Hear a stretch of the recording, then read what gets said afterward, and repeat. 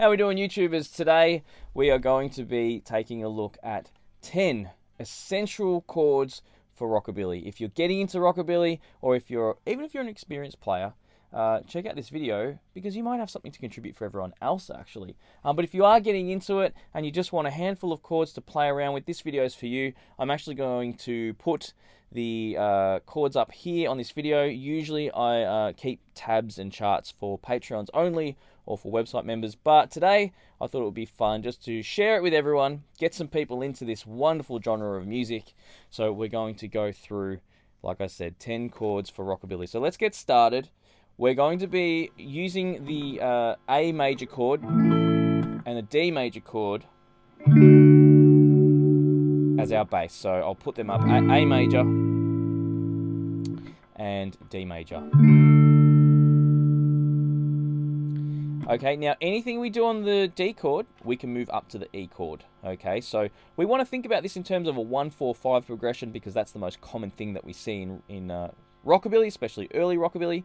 So 1-4-5 being this, A is the 1 chord, D is the 4 chord, and E is the 5 chord. So we've already talked about the A chord. That's not, those 3 chords I showed you before aren't going to count towards our 10 chords. So the first variation from an A major that you're going to learn and is great for rockabilly is just the dominant 7. Okay, and we'll do 2 versions of this. So this is chord 1 and it's a dominant 7. Okay, and we can also add our pinky to the 8th fret on the 2nd string. Now everything we do from the A we want to learn to do from the D, and then we can understand that we can move it to the E as well for the 5 chord of a rockabilly progression. So a D major chord into a dominant 7 will look like this. Okay, and if you can, you get the 1st string barred with the 1st finger as well on the 5th fret.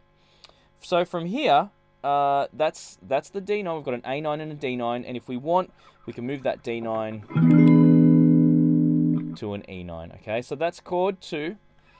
Now what we're going to do is for chord 3, we're going to do a 9 chord. So if we do that from an A dominant 7, okay, so keep in mind that a 9 chord, when we say A9 for example, is actually an A dominant 7 with the 9th degree or the 2nd degree added. I talk about all that stuff in my Rockabilly Rebuild course, so if you want to learn more about that, I highly recommend you checking that out on my website. But come back to that later. For now, just follow along because the charts are going up. So a 9th chord from here will look like this. Okay, nice and easy. There's many ways to play it, but we're going to keep it fairly simple today. So that is chord 3.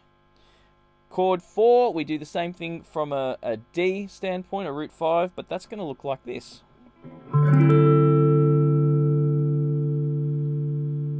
Okay, and like I said, we can move that to an E9, and we have that option later. At the end, I'll show you really quickly how to make a 1-4-5 with these chords. Okay, now what we're going to do, we're going to play from A, we're going to play a 13th chord. So that's going to look like this. Okay, you could play it like the dominant 7 and add the pinky to the 2nd string. Or you can play it the way I first played it. You've got 2 options there. Now, to play a D13, okay, from the 5th string. So we can also refer to these as a root 6, the A being the root note on the 6th string, and D being a root note on the 5th string. We can refer to these as a root 6 or root 5 version. So all the ones we're doing from D are a root 5 version, and everything we're doing from A is a root 6 version. And obviously we can move these into any key. So the 13 chord from a D, from a root 5 standpoint, would look like this. So a little tricky, that one, because you have to flatten that 3rd finger across the 3rd and 2nd string, but you'll get it. Just stick at it.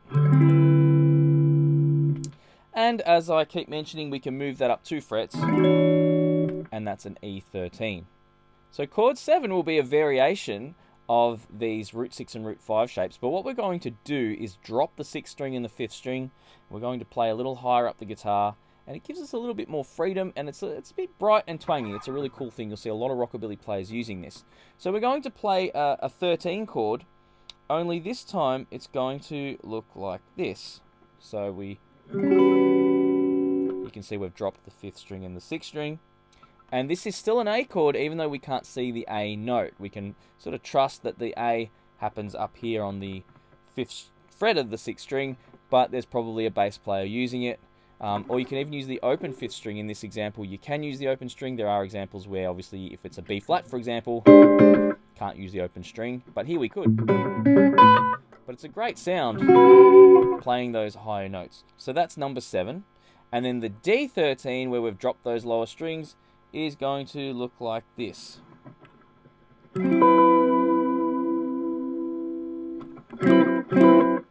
Again, a fantastic sound. Bring it up 2 frets, and that is our E13.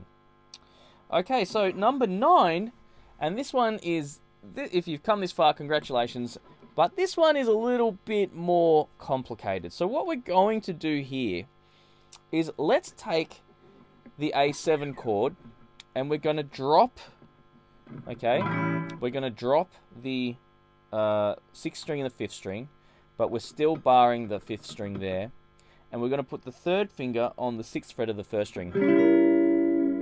So this A7 just became an A7 flat 9. And a really cool trick with this is that you can move it up 3 frets, and it's the same chord. So that's really, really cool. And then to do the same thing from the D9, this is going to spin you out, but all we have to do is move that shape back 1 fret. And we've got a D7 flat 9. I'm not going to get into the mechanics of why. It just happens so that the combination of notes here, okay, gives us a D7 flat 9. Alright? You know what? I will get into it really quickly because I'm very passionate about this stuff. It's really good fun. So, when we play a dominant 7 chord from the A here, we're using a flat 7, a major 3rd, the 5th degree, and when we use the flat 9, we're playing the B flat there. When we drop back a fret, we've actually got the F sharp, which is the 3rd degree of a D, C, which is the flat 7, E flat, which is the flat 9, and A, which is the 5. So it's the same series of notes, they're just mixed up in a different order. I know, I don't know how it just mechanically happened to have ended up that way, but it just does, okay? It's really cool. Well, I do. It's because it's a symmetrical shape. But anyhow, we're going to get way too far into this stuff. I've obviously spent far too much time in my life playing guitar and learning this stuff instead of socializing. Because that was, I'm probably missing all the social cues of everybody sighing and rolling their eyes right now. But now, if we move that F sharp from the 1st finger there up to the 6th fret,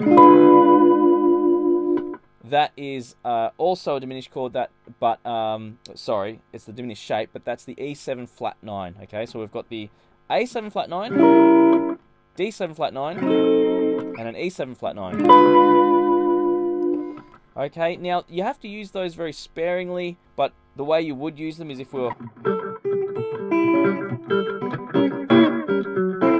Before we change, they tend to work really nicely before we shift to another chord, okay? So it can, you know, experiment with it. Some things will work, some things won't. This video is not going to be long enough to get really into it, but just experiment. So we're on a D, we're on the D9, for example.